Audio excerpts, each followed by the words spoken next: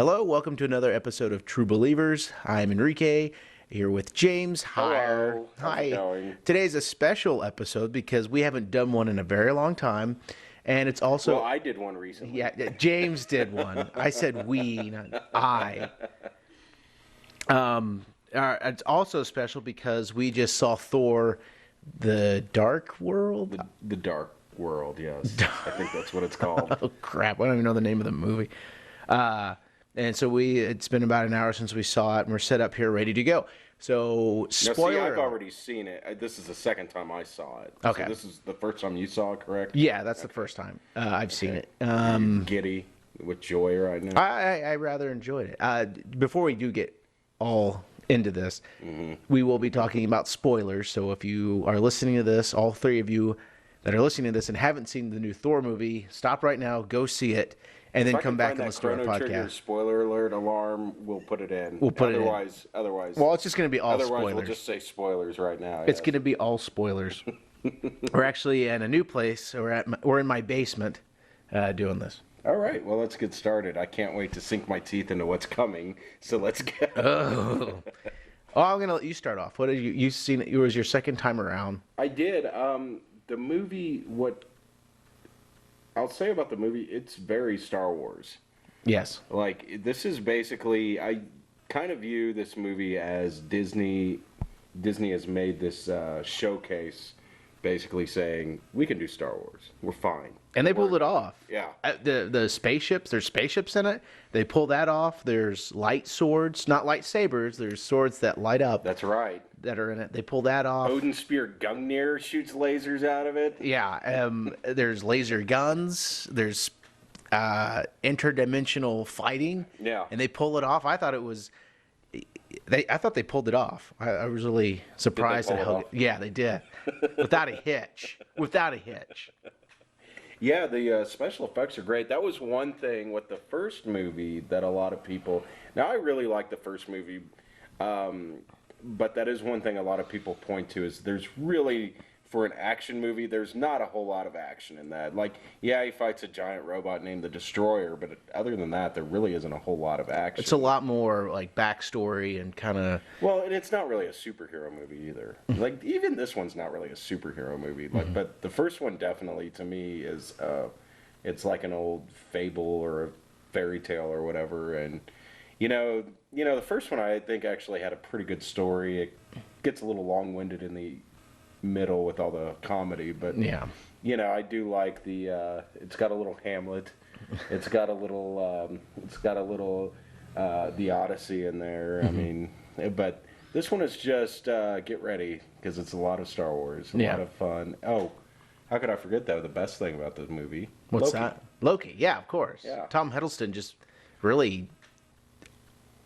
I want to say steals the show, but he does. I should. He should. Does. Yeah, he does. Steals the show. He's stolen the. He stole the show, and it was between him and Mark Ruffalo stealing the show in Avengers, honestly, too. I think it could have been Loki, the Dark World, and you could have did the whole story through him, through his eyes. That would have been fun. Yeah. So, But you can't see it through his eyes because he's always lying to the audience. Like, Oh. You can never know what... James, you are a nut. Like, you can never know what he's doing. Like, but yeah, I mean, I think that Loki is getting up there. Tom Hiddleston is. He's at least up there with Magneto. With Oh yeah. With As far as villains go. I say he's even surpassed that. I think he's like becoming almost as much of an iconic villain as like Joker or Darth Vader or Blofeld or something. Well, he's like Goldfinger more than Blofeld. Well, I would equate it to Robert Downey Jr. what he did with Iron Man. He made him an Exactly. interesting character. That actor made him something people care about now. Yeah, because I mean, truthfully, in the comics, I liked him in the comics because I read Adventures from time to time, and I was aware of Loki.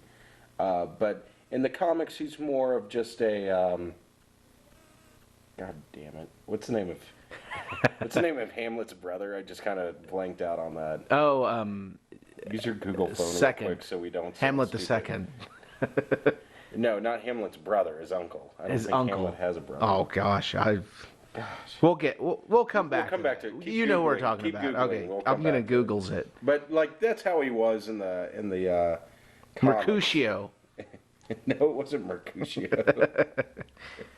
And it wasn't Horatio either. I just, for whatever reason, I cannot think of his name.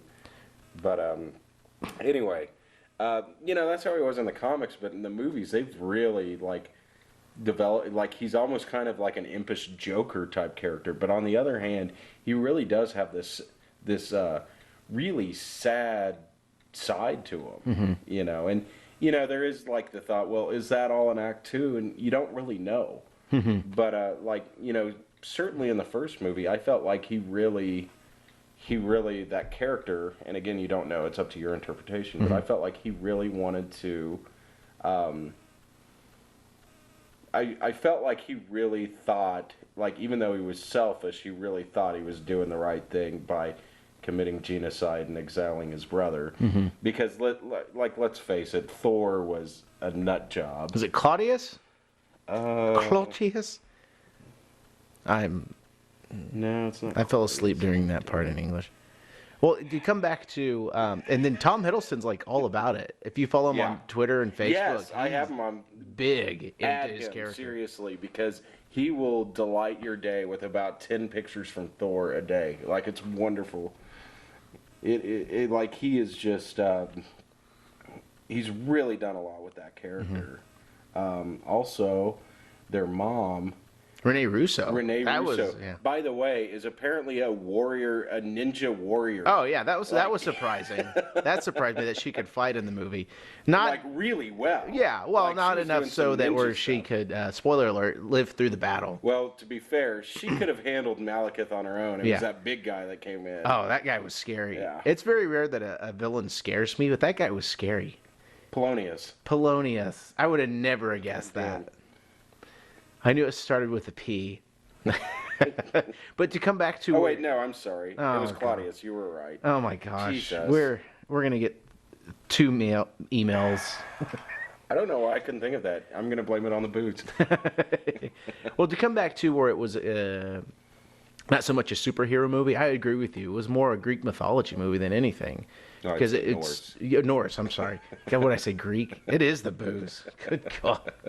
Norse mythology. Half a can of fat tires going straight to my head. But like you said, I think it could stand alone until it could. Yeah. And there were some Easter eggs in there for. Apparently, there was spoiler alert, Captain America pops up. Yeah, that was hilarious. That was awesome. Yeah. What happened? Basically, should we set up the whole joke, or should we? Well, wait, the whole thing's a spoiler alert. Yeah, okay. yeah. Yeah, basically, there's a scene where Thor breaks Loki out of prison because he needs Loki's alliance, and Loki is turning into all these different characters, and then he decides to turn into Captain America just for fun, and it's pretty hilarious. Because it's actually Chris Evans and he does a whole spiel, and that was pretty hilarious. That was probably my favorite part of the whole movie, actually. That was your favorite part? Well, I mean, come on. Yeah.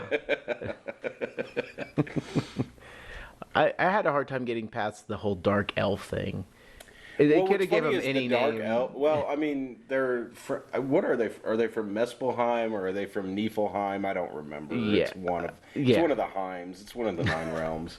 But one of the Heims. But what's funny to me is, in the comics, and of course in mythology, they're elves, they're dark elves, but here the dark elves are aliens straight out of Star Trek. Except they have pointy ears. Yeah, exactly. I thought they were fun. They weren't a whole lot of fun. They were mostly a plot device. Mm-hmm. Malekith in the comics is very different than he was in this movie. Yeah, you showed me a picture. And he's a very flamboyant-looking character. Long flowing hair, real skinny and scraggly, just real strange. And this one, he's more he's a little more generic on this one. He looks like a Star Trek character. Yeah, he does. Not Star Wars, Star Trek. Yeah. I think the reason why they went that route with making that villain a little more generic is because I think they're really they want to take the villain back away from, keep him from stealing away from Loki. Yeah. I think that's part of it. Who's the real villain? Yeah. I think. And he had me snowed. The part where he betrays Thor, to when they take Natalie Portman to that planet, and he betrays Thor and stabs him, and then cuts his hand off. But that whole thing was a ruse. Yeah. Thor was in on it. Yeah, that was a that ruse surprised to me. get that didn't up until like 5 seconds when before they cut the hand off. I was like, okay, something's yeah, because But yeah, they wouldn't do that unless his hand would grow. Well, then I was thinking, well, they take him back to Asgard and they would put him in that machine or whatever. Who knows? But still, it had me going for a little bit. Oh, nice little Easter egg. And this one I did not catch. A friend of mine actually sent me a list of Easter eggs in the film. Some of them I caught, and this one was one that I didn't catch until I read it. But when Loki's fighting that big scary thing, whatever it is, he says when he dies, right before he dies, he kills him with like a black hole bomb or something. Yeah. Who knows? Yeah. But he says, "See you in hell."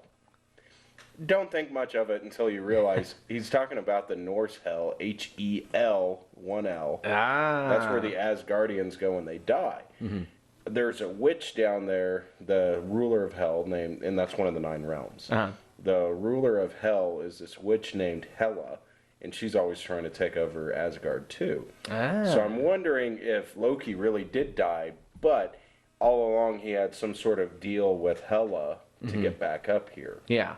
Because he's smart. Yeah, and it's like, I don't know how often Asgardians come back from the dead, but maybe this is like a one-time thing where she's like, I'll let you back if you can make me a queen or something. I don't know. Yeah, which looks like something's gonna play out like that in the next Thor movie, I would think. Well, the way it ended. Yeah, we'll get to that in a minute. We'll keep kind of talking about things. Anything you didn't like about the movie? Right now, no. There.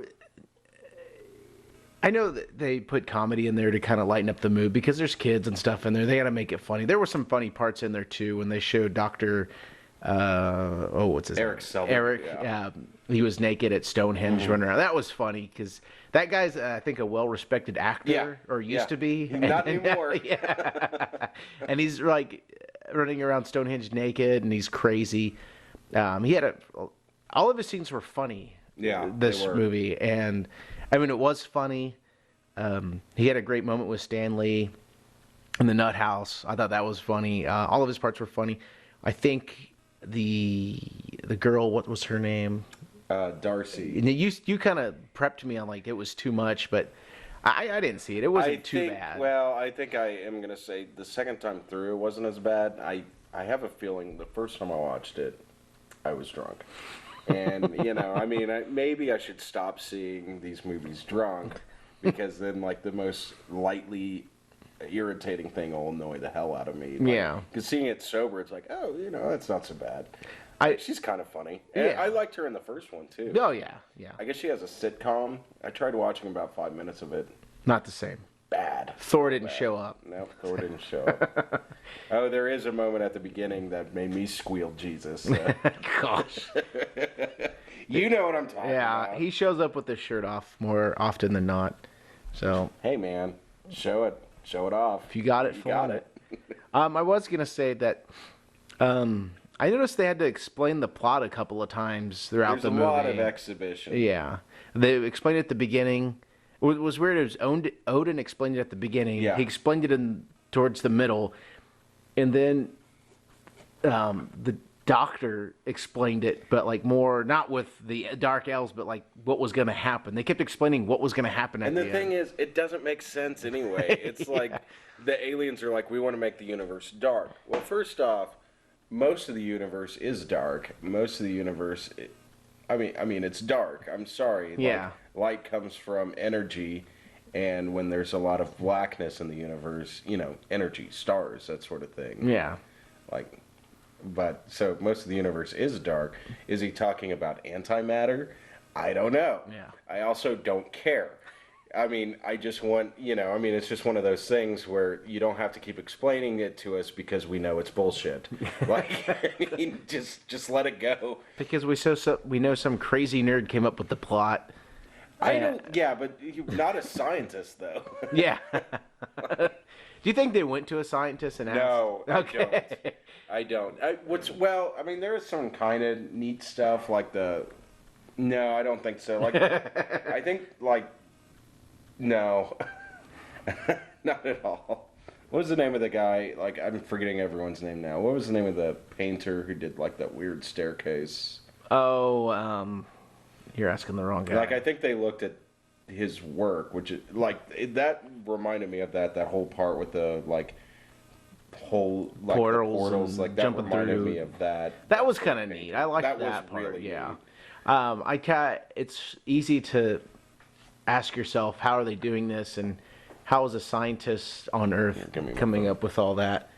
Yeah. And then, like, well, especially with all that technology. And I'm gonna say this is one of the things that just annoys the hell out of me on like these science fiction movies is when they when like you see it on every movie when they're like all Stonehenge, the Mayan temples, the Egyptian pyramids, they're all coordinates, and it's like, no, they're not.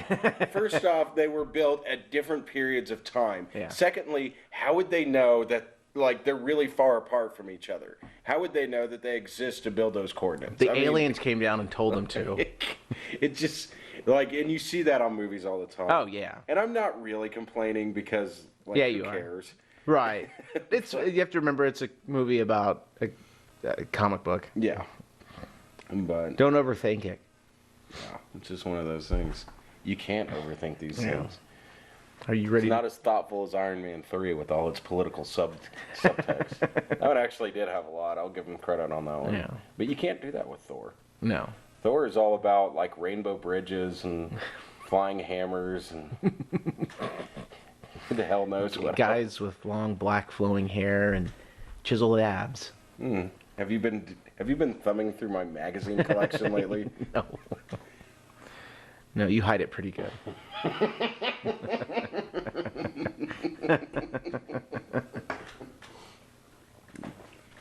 You ready to talk about the end here? Yeah, let's do it. Do it. I'm pumped. All right. Go. You knew it was going to happen. You explained to me you knew what was happening just by the way Odin sat. Yeah, Odin, and this was also on that list that my friend showed me, but I caught on before. That was like one of the 2 Easter eggs in the list that I caught while I was watching it, because I'm that good. No, what it is when you're watching it, Odin is talking to Thor, and he goes and sits down, and when he sits down, he's using the same, you see him on the throne several times in the movie. Well, this last time, when he sits down, he's not sitting the same way. He's sitting the way Loki sat on the throne in the first movie. Which you think Thor would have caught on to? Yeah, because I caught on to that. Yeah. Yeah. And you're just James. Thor is not very bright. I think we've learned that already. Like, he doesn't catch on. I think we both established him as the meathead. He's the jock of the Avengers. But, nothing wrong with that. No. But, he's the way he's sitting, and then this I didn't catch until this time, but Thor was, because Thor basically committed treason, and he says, perhaps I'm not worthy, whatever, take my hammer back, and Odin looks at it, and he has this funny look while he's looking at it, and he says, "It's your hammer, keep it." And it's because he couldn't pick it up. Right. It's Loki. Yeah. And then at the end you realize, oh, it's Loki. Oh, holy shit.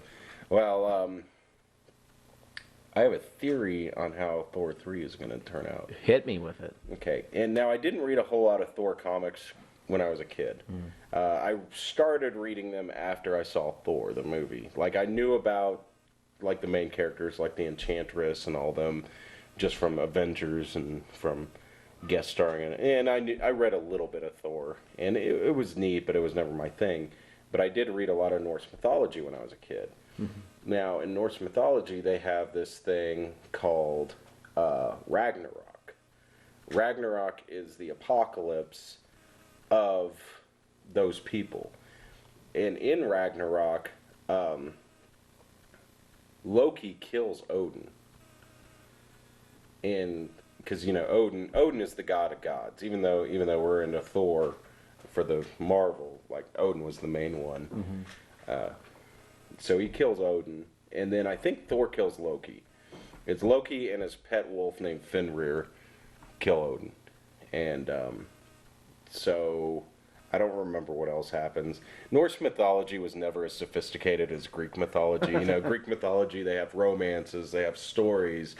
You know, whereas Norse mythology is just like a bunch of guys sitting around like, and Odin, he had a horse with 8 legs and his name was Sleipnir, and it's like, okay, is there a story to this? But No. But no, I mean, and that's what's kind of cool about it. But I have a feeling that Odin is already dead. I think Thor 3 is going to be Ragnarok. I think Loki killed him. Ragnarok. Ragnarok. Welcome to Ragnarok. How many, by the way, how many Swedish metal bands do you think are called Ragnarok? At least one. There's got to be more than that. Google it. No, I'm just kidding. We'll do it some other time. Follow up. But yeah. Now you have to listen to us Hey, next listeners, Google Ragnarok Swedish rock bands and see what you find. Swedish metal bands. Swedish heavy metal, death metal bands. They're out there. Yeah. That's some bad music. Yeah. I liked the ending, though. I thought it was... It should have ended like that, where you know there's going to be another one. It leaves you wanting more. Oh, yeah. So it'll be... I think it's going to be good. I don't know if you noticed, but one of the realms opening up was a fiery realm, and I think that one is... I did see that. I think that one is called Muspelheim. I used to know them all, and I'm getting them all mixed up now. But and that is the one in the comics where Surtur lives. He's a fire demon. He's extremely powerful. And I think... I don't really remember him in Norse mythology, but I know he's from that. I think Marvel has made him out to a bigger character, but I think that he might also be in the third one with Loki. I think he and Loki will kind of team up. Yeah, but it's I'm looking forward to it. Yeah, this one was good. I thought it was better than the first one. Just there's a lot more action. I thought the first one did have a better story, but I think the first Thor had a better story than most of these Marvel movies, to be honest. I agree with that. Yeah. But I mean, the first one did rely heavily on just like kind of goofy humor for a very long time. Yeah. Like it really is light on the action. I will say, like, with that footnote, this is a better movie than the first one. Oh yeah, it seems like it flowed faster. There was more. Yeah, it really does. Yeah, it really does. A lot more. It's always fun to see, and I didn't realize it till now that they did a good job of going from realm to realm. Yeah, I mean, it wasn't very choppy. Yeah, it didn't. It made sense. They made it make sense. Yeah, and it was, granted, I didn't question it, but it was that type of movie where it's like, okay, this is gonna happen. So are the realms, like, in the Marvel universe, are they like actual planets? There's just like, or are they like layers of the universe, and like that's where, I don't know. I think it's like you said, it's layers of the universe, because it seems like there's Earth, and then we're on our own galaxy, which is Midgard. Yeah, I guess, and then Asgard is a planet, or they live on a planet in the realm of Asgard. So maybe they're galaxies. Yeah, okay. No, I think they're galaxies. I don't think we'll ever really know, because like they're not gonna. Some guy that smoked a lot of pot and dropped a lot of acid came up with this, so I don't know if we should question it too much. Yeah. I bet if we smoked a lot of pot and dropped a lot of acid, it would make a lot. And still sense. Something from, like, I don't know, Native American folklore would come up with something crazy. We could do that. Why not? We could do that. Let's do that right now. Okay. Let me run in my car real quick. Give me a minute. Well, okay, then end of the movie. End credit scenes were pretty cool, like where they played the names and stuff. It was pretty neat. And now, Grant, I need to also say that we didn't see this. We preface it with we didn't see it in 3D or IMAX. We saw it in just normal 2D, which I enjoyed. There is one thing I want to point out. The first time I saw it, I did see it at the 3D IMAX, and for that, even though seeing them differently, I preferred it in 2D. Like, there are some movies that I prefer it in 3D. This one really didn't look that good in 3D. Like, it was way too dark for it. It really just was kind of... This one worked a lot better in 2D. However, the 3D version did play a 5-minute preview of Captain America. And by the way, that movie looks really, really good. Oh yeah, I'm psyched for it. I'm pumped. Man, like I don't think we're ever gonna have like movies again that don't have superheroes. I think we're done with that. Yeah, like at least because all of these have been once so a good. summer. Yeah, once a summer from now on, I think. Well, we had 4 this summer. Yeah, Like 5 now with Thor. Like I mean, they're crazy. we gotta make them, man. Yeah, and that's the thing that gets me is you think they're like meat grinding these things out. And you'd think that eventually like they'd start slumming it, but no, they've been really good. Oh like, yeah. I think the only one I didn't like in the past 2 or 3 years is Green Lantern. How dare you? No, I didn't like it. That movie sucked. I mean, I guess to be fair, I never did see Ghost Rider 2. Or Punisher War. Oh, that was a while ago. I'm just saying since 2011. Okay. Because, I mean, before 2011, most of them were bad. Like Wolverine Origins and Spider-Man. Spider-Man 3. X-Men 3, Fantastic Four 1 and 2, 3 and Ghost Rider 1. Gosh.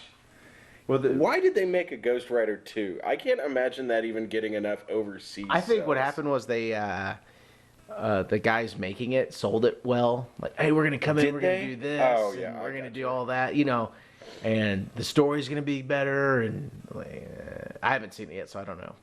Yet? Yeah, I haven't seen it. I don't think I will see it, to be honest. But we got to the end credits. We got, Marvel always throws us a nugget leading up to the next big movie, which is, I think, Guardians of the Galaxy. Is that the next one? I think no, Captain America. Well, Captain America's next, but their next big movie, which I think this is leading. I'm pretty sure this end credit scene is leading up to the Guardians movie. Oh yeah, yeah, definitely. Because it's. Well, it was directed by the guy who's doing the Guardians. Yeah. So, I mean... And it was really weird. It was weird. Weird is one word I'm going to use. And I think the only word I'm going to use to describe it. You could tell it was being directed by a different person, first off, because it just felt really different. It was a different atmosphere. Yeah. The guy had... Basically, Sif and what's the big guy? Is that... Big guy. Big guy, whatever his name is. One of the Warriors 3, the bigger one. They come in and they're bringing the Aether. I know it's pronounced Ether on the movie, but I've been playing Dungeons and Dragons a long time, and I've always been pronouncing it Aether. So I'm pretty sure you're right. Yeah. Now, there's a good chance I'm not. But they go in. They're like on this spaceship. Who knows Which is where funny they're to see these Viking gods on a spaceship. Like, that's always funny. But they're on this spaceship. And... and first off, this lady comes out and she's like walking weird. And she's kind of doing just like this giggling, and she kind of reminds me of like those like a Japanese girl servant, or how they geisha. Yeah. Well, not a geisha. That's Chinese, but yeah. Whatever. But like Shut up. She's doing the bow, and it's just, but it's like it's almost like a ballet walk. Like it's very weird. You know what it reminded me of is like they pulled this girl off the street, told her to do this, and she's laughing at how weird it is. No, they pulled her off the street and said, "We'll give you a lot of heroin if you do this." Not money. And she's like, "Oh, this is the best scene I've ever had to do for heroin." But then Benicio del Toro comes in. Yeah, which is kind of a surprise. Yeah, because he's a Academy Award-winning actor. Let's just say he's very flamboyant. Oh yeah, big white hair, weird weird clothes. Yeah, and he's space clothes. And he's like, "Oh, thanks for the ether." And they're like, "All right, see you later," and leave. I mean, like... Well, he's all weird and flamboyant at first. This is going to be in my collection. It's very strange. Well, he's a collector. He introduces himself as the collector. He is the collector. Now I'm going to explain... well, I think you put it in the best way possible. Yeah. Now they put the collector They've now put the collector on screen. I think all bets are off now, because this is... like one of the most obscure Marvel characters ever. I never even heard of him until a few years ago when I was reading some older ones. But he is. They call himself the Collector, and what he does is he collects things. I collect things. He collects things, like all sorts of neat things throughout the universe. Not and he's stupid like stuff. He's like a space god too. Mm-hmm. Like he's almost as powerful as You said Galactus or Galactus, yeah. something. Yeah, he's almost up there with him. But he uses his powers to be a gigantic intergalactic nerd and collect things. And sometimes he collects superheroes. Mm-hmm. Like he'll kidnap Captain America from time to time because he's like, I need you in my collection. But that's about it. And then he lets him go. He has a big party, then he lets him go. Like he's like, well, screw it. He has a big really weird party. He character. has wine and cheese. He's like, oh, did you see the Captain America over there? Oh, I collected him. He's just a very strange character, and now he's on screen. So I guess he's going to be in Guardians of the Galaxy. I think I read that. Oh yeah, he's got to be pretty- now. yeah.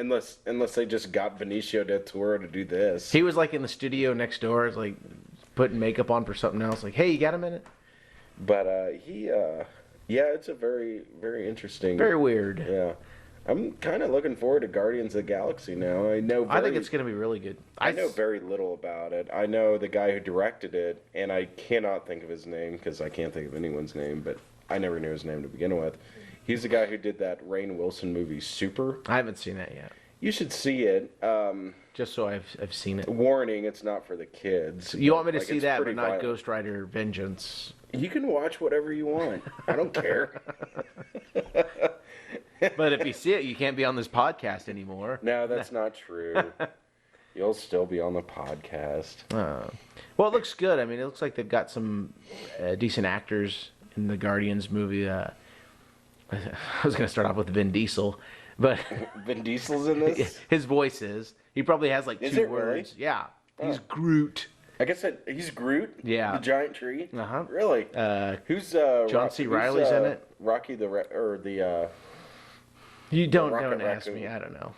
I just know what I know. Okay. And Sorry. Chris, the guy from Parks and Recs, is the human in it. So Helen Mirren, she's in it, I think. So, You know, movies that are exciting me more, though. First off, X-Men Days of Future Past. If you have not seen this trailer, please check it out. I think Ingmar Bergman can go rot in his grave now because... No, I'm kidding. But this Gee. movie does look really good. Yeah. I mean, it looks like a fantastic movie. How much time do we have? we've got about 30 minutes. minutes. Okay. So, but yeah, There you go. so I mean, there's a lot of exciting things coming up, and there's DC's got the Superman Batman movie. There's Avengers 2 coming up. X-Men Days of Future Past looks so good. That looks after the Wolverine movie. Yeah, man, I'm excited and for you, Logan. You Medina. didn't like First Class, did you? Because I really liked it. Well, you guys were giggling so much during it, I couldn't focus on. Well, we were drunk. like the next What were you day. saying? What did you keep saying? Cerebro. Oh, that's Magneto Cerebro. That's from Riff Tracks. On every X-Men movie, the Riff Tracks guys, whenever someone says either Cerebro or Magneto, they'd follow up with Magneto or Cerebro. Magneto Cerebro. Like, it's pretty funny when you know when it's from. And you guys said it about 1,000 times in the span of 2 hours. We were pretty drunk. No, I mean, I think it was one of those ones. I've only seen it once. I should probably see it again. You should. I'll let you borrow it. Especially now that I like Michael Fassbender. I think he's a really good actor. Yeah, and he's going to be in this one, Days of Future Past. Yeah. He's playing young Magneto. Magneto It looks like Cerebro. for the most part, it looks like they're following the comic. Mm-hmm. Days of Future Past, or is a two-part issue. Looks like they're following it pretty well. There's a few differences, obviously. Instead of sending Kitty Pryde back, they're sending Wolverine because Good play on their part. Yeah. Well, I mean, Wolverine is the popular one, and Hugh Jackman's the star of these movies. Mm-hmm. But also, like, logically, it wouldn't make sense because Kitty Pryde wasn't alive yet in the 70s in this continuity. So, but And Logan's so much more interesting than he really than is. Kitty Pryde. He really is. Yeah. But what else? It looks good. Oh, it looks like Mystique is going to be the one who's going to assassinate the senator too, and that was how it was in the comic. Now Magneto wasn't in the comic, but whatever. Like he has to be in it. If really Sir Ian McKellen wants to be in an X-Men movie, you put him in an X-Men. So movie. is Rebecca Romijn not playing Mystique at all in this one? I don't think so. I think they went with the I younger hope she gets one. at least with Jennifer Lawrence. Yeah. I hope she at least gets a cameo because she had a cameo in First Class. Mm-hmm. There was a scene where one of the people that Jennifer Lawrence's Mystique turned into was Rebecca Romijn. Yeah. So it'd be nice if she got another cameo. She should. She earned it. She did. I mean, it's one of those things like. I mean, it's for the best that they're passing on the torch. Like, I mean, Jennifer Lawrence is a better actor. Yeah.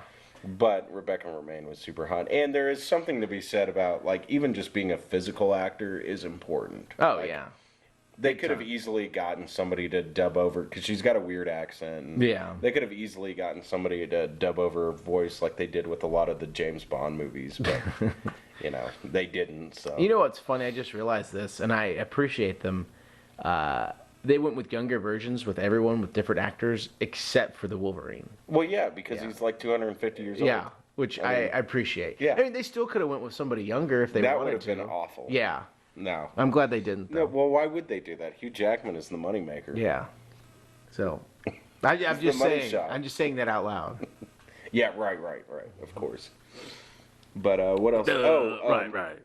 So, is that confirmed? Who's playing that? Paul Rudd and what's her name are playing Ant-Man and Wasp. Is Yes, that confirmed? Rashida Jones. That's confirmed. Yes, that is confirmed. I You think just they've told even me that. I started didn't know about that. shooting. That is amazing because The only I love them both, and I love you, man. But no, seriously, that is like really good. Like I think with I Edgar heard Wright, about that's Paul a Rudd good. like a couple months ago, and I thought it was just a rumor. But Rashida Jones, I really like her too, and those two together are really good. Oh yeah, I think with Edgar Wright, I think it's going to be, a great movie. The only concern I have is if they want to go serious, how are they going to play that? Because Paul Rudd, I think both of those people I've never seen him do drama. Why would you go serious with a character named Ant-Man? It's going to turn that way. It's going to turn that way. The way things are. You gotta have it be kind of lighthearted. Thor, the first Thor was lighthearted. Yeah. I mean, but we've seen him do and drama. That one now. also had drama. On Asgard. Yeah. But you don't need to for Ant-Man.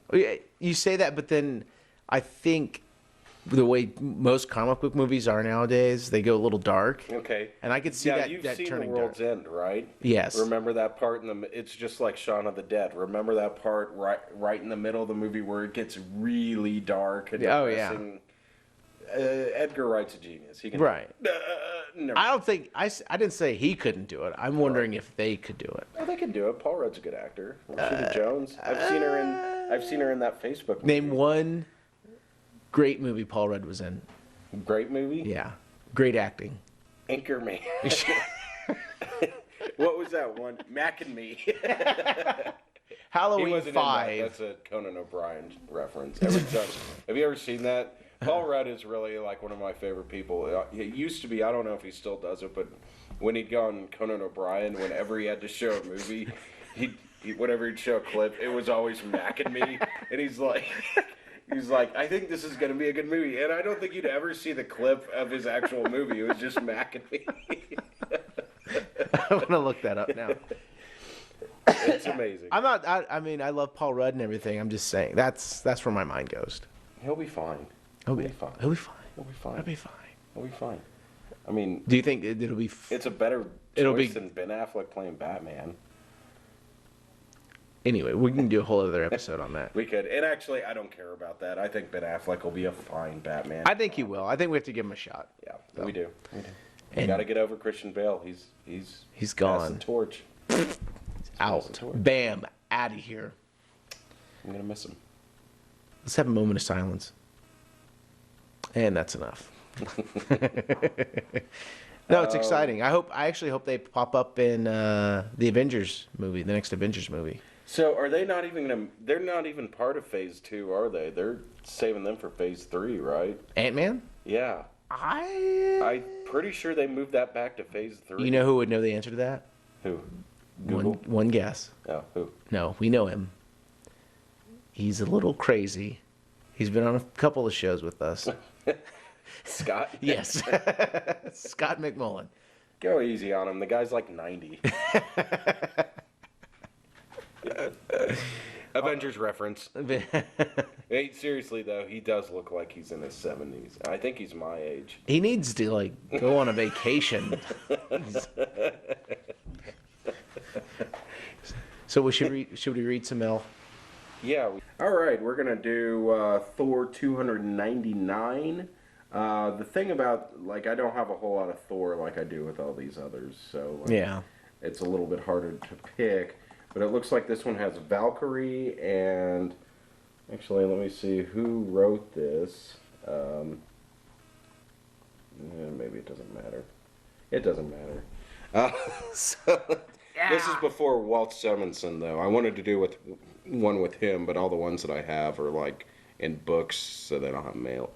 But let's do this. The mail for this is called "The Hammer Strikes." Oh, yeah. And here's the first one. Dear Roy, the whole myth exploration theme in recent issues of Thor is fascinating. As a Marvel reader of some 15 years, I very much enjoyed how writers like Englehart, Gerber, and yourself have taken long-standing conceptions of the Marvel Universe and expanded upon them. For that reason, the botched search for Captain America's past a couple years ago was a disappointment to me. Dude, it's been a couple years. Let it go. All right? Like, Jesus. It's Captain America. Well, he's talking about something from a couple years ago. What a freak. I don't think I'll be let down by the current Thor saga, however. A couple of things occur to me. Could Allfather Odin's now revealed origin, being the blending of 4 elder gods, possibly account for the maddening changes of mood that have always made him the most infuriatingly inconsistent character in comics? I always thought it was a cosmic, orneriness that, I'm going to blame it on the booze, orneriness that made him treat his beloved son Thor with so little of the patience and tolerance he bestowed upon blatantly malevolent Loki. Perhaps it was a touch of cosmic schizophrenia. And as to the secret identity of Thor's mother, might she be forbidden secret love of Odin's we caught him daydreaming about way back into Journey into Mystery 112? Wow, you're going like back 20 years, kid. Spoiler alert, it's Frida, played by Renee Russo, and she's a ninja warrior, and she's dead. All right, and that was Peter Hardy. Oh, Peter. From Chapel Hill, North Carolina. And here's a response. Very interesting speculations, Peter. As a matter of fact, since the first of which hadn't even occurred to us before you mentioned it, consider yourself no prized for providing us with a new insight into the Marvel mythos. As for your second suggestion, you're going to learn the answer to that if you buy our very next issue, the double-sized end of epic Thor 300. Didn't have mail in that one. It's a part of a book, sorry. Or else I would have used it. Wherein we will all meet for the first time Odin's long-lost love and Thor's mother. Again, we know the answer to that. It's another deal. All right. Boring. You're up next. Thank you. Ah. All right, is it this one? Yeah. Okay, here we go. After reading Thor number 294, I just had to write. I've been a Thor fan for many years, as well as being into Norse mythology. This sounds like James. The discrepancies between the two versions have often bothered me. For instance, in the myths, Balder was the son of Odin and Frigga? Yeah, that's Frigga? the mom. Making him more of a brother to Thor than Loki ever was. But thanks to your explanation of the previous Asgard, all of these matters are finally settled. But now that you've finally answered my old questions, I have a couple of new ones. Since Odin has the memory of the destruction of the old Asgard, why would he create Loki's father, knowing that Loki would one day bring about another Ragnarok? It seems like he was trying to seal his Own destruction. Another thing, we know Thor's mother was an Earth woman. That's the only thing that would explain why Thor feels for Earth what he does. Then why was Then why was Odin so mad at Thor for falling in love with an Earth woman? Oh, this is kind of timely with what our movie was talking about. Oh, actually, yeah, I do want to, if I can interrupt real quick. I forgot to mention in the movie, Odin disapproves of Thor's love with Jane Foster, which is straight out of the old Journey into Mystery comics from the 60s. That was, I think at some point Odin actually banishes Thor out of Asgard because of that. Now those comics are pretty lame, so I don't really remember, but something like that. I don't remember if he was actually banished or what. So no race mixing in Thor either. Apparently not. Apparently Asgard is North Carolina or something. It's the Alabama of the Nine Realms. Anyway, I can't begin to tell you how great the current storyline is. You're only 6 issues away from Thor number 300, and I just know you have something big planned for us. That is from Robin Christopher Stone, Las Vegas, Nevada. And the response is, you bet we do, RC. 38, 36, 30-something pages of heart-stopping heroics and Ragnarokerin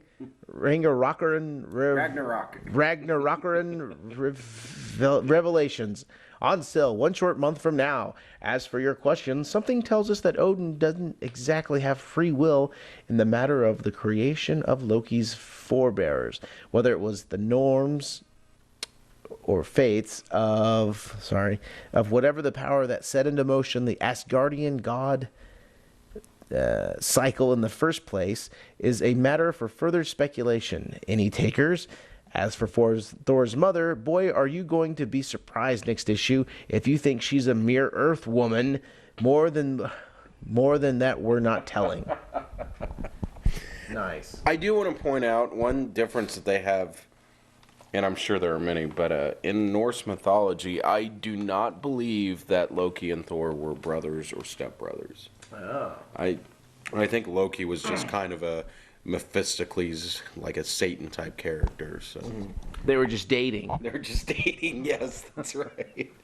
Here we go. Here's the next one. Dear Roy, I was glad to read Thor's issue 293 and 294 because now some of the things that have always been bothering me about this mag have been resolved. I've never been one of those terribly concerned that the facts of Marvel mythos did not fit exactly with the details of Norse myth. Yeah, because who cares? Myths of the same event often vary in detail and sometimes contradictory. After all, it is only natural that a man, being a transient and imperfect being, would imperfectly remember his gods. The importance of a myth lay not in its details, but in its underlying reality or unreality of presence, the lessons it conveys and entertains, and the entertainment it provides. Many months ago, before the epic of the false Ragnarok began, I posed some questions about the gaps in the Marvel mythos that puzzled me. I was struck by the fact that, for all Odin's and Thor's talk about their father-son relationship, I could never recall reading or even hearing about Thor's mother.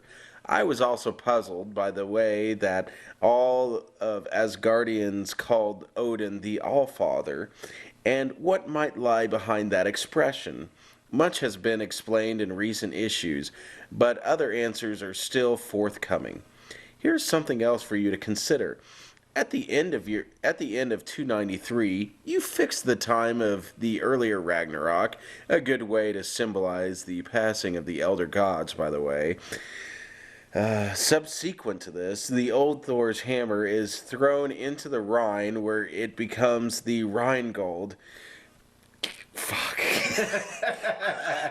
I can't fucking take this anymore. It becomes the Rheingold, and we see the start of the Nibelung cycle. Unfortunately, about 50 years before the events pictured at the end of 293, Caesar had conquered Gaul and established the Rhine from the Alps to the sea as the Roman border. For the next several centuries, there was a considerable Roman activity along the Rhine. Thus, the Rhine that the hammer fell into was not the legendary German Rhine, but the historical Roman Rhine. Ooh. It seems to me that you have a number of ways to explain this, but I am curious about which one you'll use. Signed, Drew Fieldman. Address withheld by request. No kidding. Probably from a psychiatric ward that he was in. The Rhine from the Germans. It's like, these are comic books, okay? It's not historically accurate. Just deal with it. Psycho. So here's the response. The problem of the Rhine is no problem at all, Drew. After the hammer... By the way, this is the first time we've ever come across somebody who is withholding his address. Yeah, that's weird. Yeah. He's weird. He's a freak. Yeah. He's probably dead now. He's probably living next door to you. This is like 1984 or 83 or something. This is like around he's the time dead. I was born. He's weird. dead.